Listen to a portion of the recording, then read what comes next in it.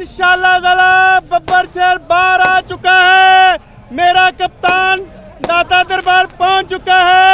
इंशाल्लाह ताला इन चोरों को, लुटेरों को, मुल्क के गद्दारों को हम भिगा के ही दम लेंगे। इंशाल्लाह ताला वो दिन दूर नहीं है जब मेरा कप्तान वज़ीर आज़म ओस्मानी होगा। इंशाल्लाह ताला पंजाब में भी हुकूमत हमारी होगी, के भी हुकूमत हमारी होगी, पूरे पाकिस्तान में हुकूमत हमारी होगी। इंशाल्लाह ताला पाकिस्तानी अवाम जाग चुकी है।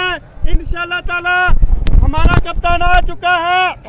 अब इनके साथ रोडों पर भी मुकाबला होगा, जलसों में भी मुकाबला होगा, गली गली में एक ही नारा होगा, खाना हमारा, खाना हमारा। अच्छा मैनू दसो अज जिहड़ियां सड़कां ब्लॉक कीतियां गईयां गड़ी शो तो लैके जिन्ने भी बाहर दे मामला मैं कहना इन्हों शर्म आनी चाहिए।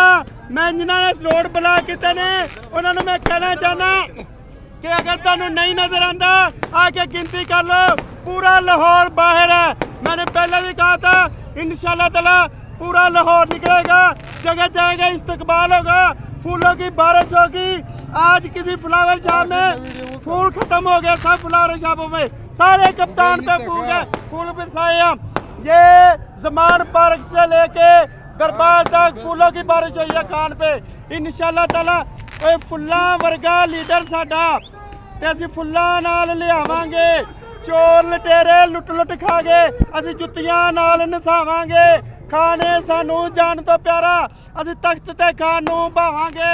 फुल्लां वर्गा लीडर साडा ते असीं फुल्लां नाल सजावांगे। मैनूं दसो ए तुहाडे जिन्ने भी कारकुन ने थक गए ने? इंशाल्लाह ताला असीं थकन वाले दिन ही नहीं पैदा होए। ना साडा कप्तान कदी थकिया, ना उहने जानी चाहिए नारियां दी। इंशाल्लाह ताला हम लेके रहेंगे, हम लेके रहेंगे।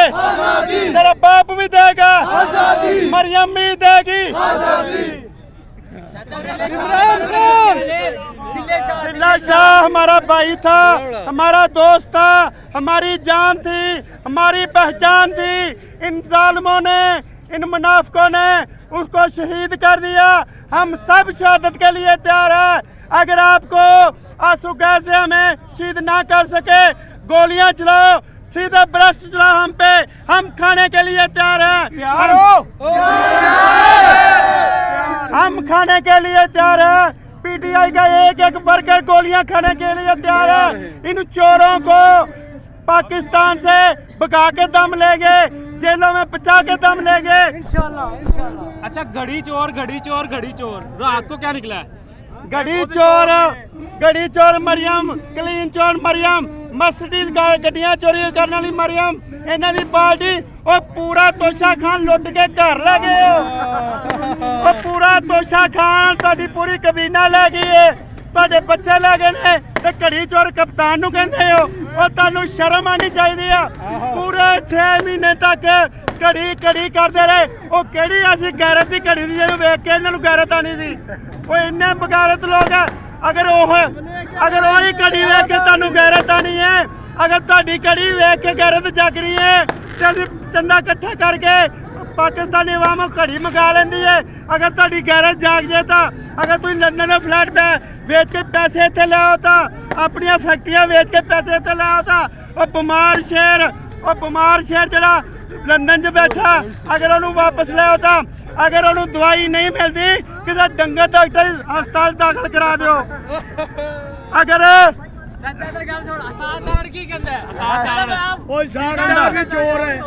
मैं इनको कहना चाहता हूँ, अगर आपका शेर वोट लाने में फेल हो गया है, कमजोर हो गया, अब लोग उनको वोट नहीं देते तो खोते का निशान ले लो, बकरी का निशान ले लो, गीदड़ का निशान ले लो, कुत्ते का निशान ले लो, बांदरी का निशान ले लो।